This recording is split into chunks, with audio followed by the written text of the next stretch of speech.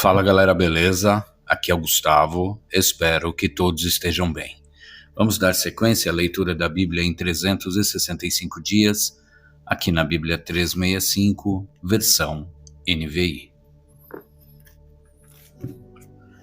Hoje, leitura do dia 7 de novembro, leitura de número 311. A porção do Velho Testamento está em Ezequiel 16, 42 a 17, 24. Então a minha ira contra você diminuirá, e a minha indignação cheia de ciúme se desviará de você. Ficarei tranquilo e já não estarei irado, por você não se ter lembrado dos dias de sua infância, mas ter provocado a minha ira com todas essas coisas. Certamente farei cair sobre a sua cabeça o que você fez. Palavra do soberano, o Senhor. Acaso você não acrescentou lascívia a todas as suas outras práticas repugnantes? Todos os que gostam de citar provérbios citarão este provérbio sobre você. Tal mãe, tal filha. Você é uma verdadeira filha de sua mãe, que detestou o seu marido e os seus filhos. E você é uma verdadeira irmã de suas irmãs, as quais detestaram os seus maridos e os seus filhos. A mãe de vocês era hitita e o pai de vocês a morreu. Sua irmã mais velha era Samaria, que vivia ao norte de você com suas filhas. E sua irmã mais nova, que vivia ao sul com suas filhas, era Sodoma. Você não apenas andou nos caminhos delas e imitou suas práticas repugnantes, mas também, em todos os seus caminhos, logo se tornou mais depravada do que elas. Juro pela minha vida, palavra do soberano, o Senhor. Sua irmã Sodoma e as filhas dela jamais fizeram o que você e as suas filhas têm feito.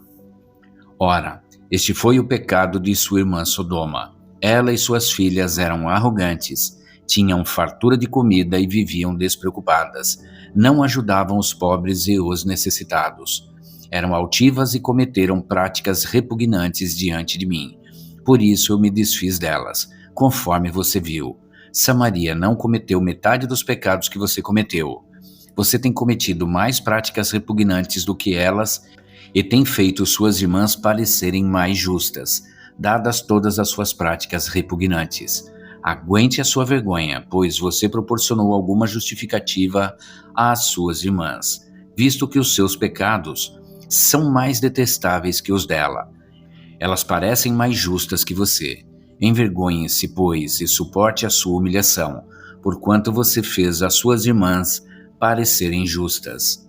Contudo, eu restaurarei a sorte de Sodoma e das suas filhas, e de Samaria e das suas filhas, e a sua sorte com elas, para que você carregue a sua vergonha e seja humilhada por tudo que você fez, o que serviu de consolo para elas. E suas irmãs, Sodoma com suas filhas, e Samaria com suas filhas, voltarão para o que elas eram antes, e você e suas filhas voltarão ao que eram antes. Você nem mencionaria o nome de sua irmã Sodoma na época do orgulho que você sentia, antes da sua impiedade ser trazida a público. Mas agora você é alvo da zombaria das filhas de Edom e de todos os vizinhos dela, e das filhas dos filisteus, de todos os que vivem ao seu redor e que a desprezam. Você sofrerá as consequências da sua lascívia e das suas práticas repugnantes. Palavra do Senhor. Assim diz o soberano, o Senhor: eu a tratarei como merece, porque você desprezou o meu juramento ao romper a aliança. Contudo, eu me lembrarei da aliança que fiz com você nos dias da sua infância, e com você estabelecerei uma aliança eterna. Então você se lembrará dos seus caminhos e se envergonhará quando receber suas irmãs, a mais velha e a mais nova. Eu as darei a você como filhas, não porém com base em minha aliança com você. Por isso estabelecerei a minha aliança com você, e você saberá que eu sou o Senhor.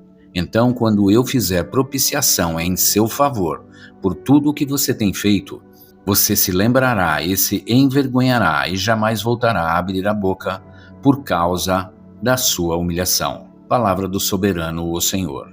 Veio a mim esta palavra do Senhor: Filho do homem, apresente uma alegoria e conte uma parábola à nação de Israel. Diga a eles: assim diz o soberano, o Senhor. Uma grande águia, com asas poderosas, penas longas e vasta plumagem de cores variadas, veio ao Líbano. Apoderando-se do alto de um cedro, arrancou o seu broto mais alto e o levou para uma terra de comerciantes, onde o plantou numa cidade de mercadores.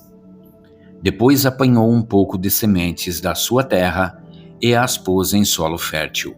Ela as plantou como um salgueiro junto a muita água, e elas brotaram e formaram uma videira baixa e copada. Seus ramos se voltaram para a águia, mas as suas raízes permaneceram debaixo da videira. A videira desenvolveu-se e cobriu-se de ramos, brotos e folhas, mas havia outra águia grande, com asas poderosas e rica plumagem. A videira lançou suas raízes na direção dessa águia, desde o lugar onde estava plantada, e estendeu seus ramos para ela em busca de água.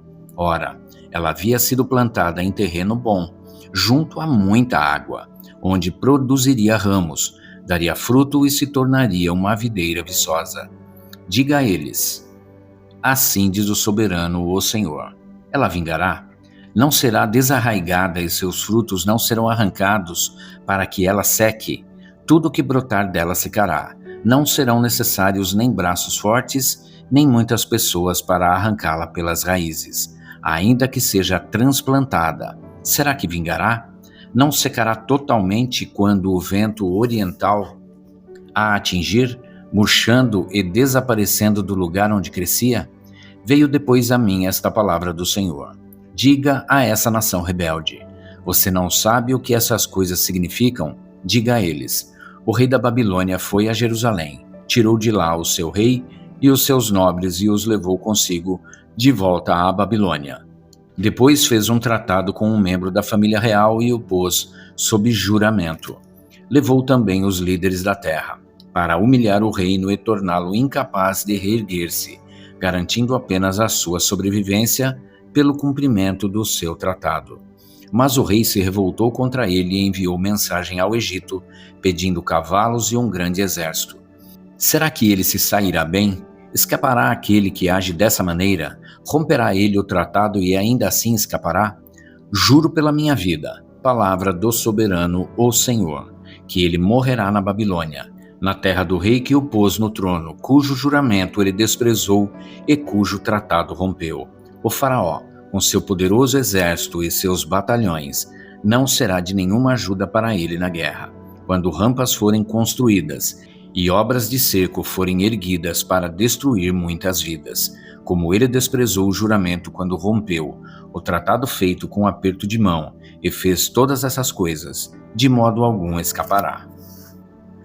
Por isso, assim diz o soberano, o Senhor: juro pela minha vida que farei cair sobre a cabeça dele o meu juramento, que ele desprezou, e a minha aliança que ele rompeu.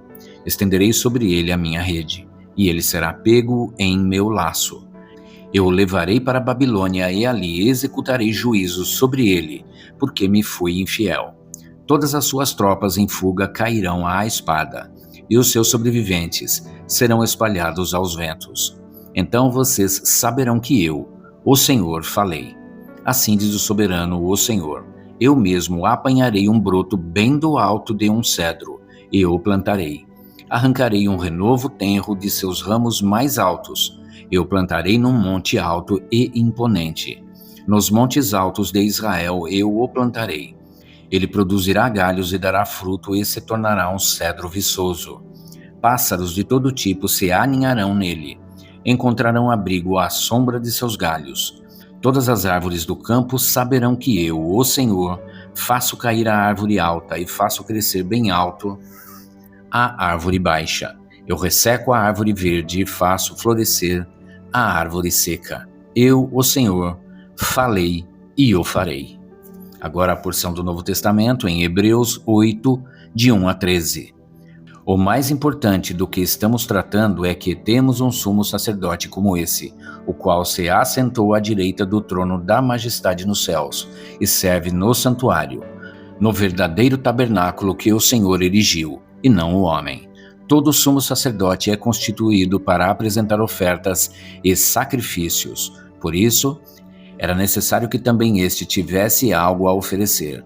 Se ele estivesse na terra, nem seria sumo sacerdote, visto que já existem aqueles que servem num santuário que é cópia e sombra daquele que está nos céus. Já que Moisés foi avisado quando estava para construir o tabernáculo.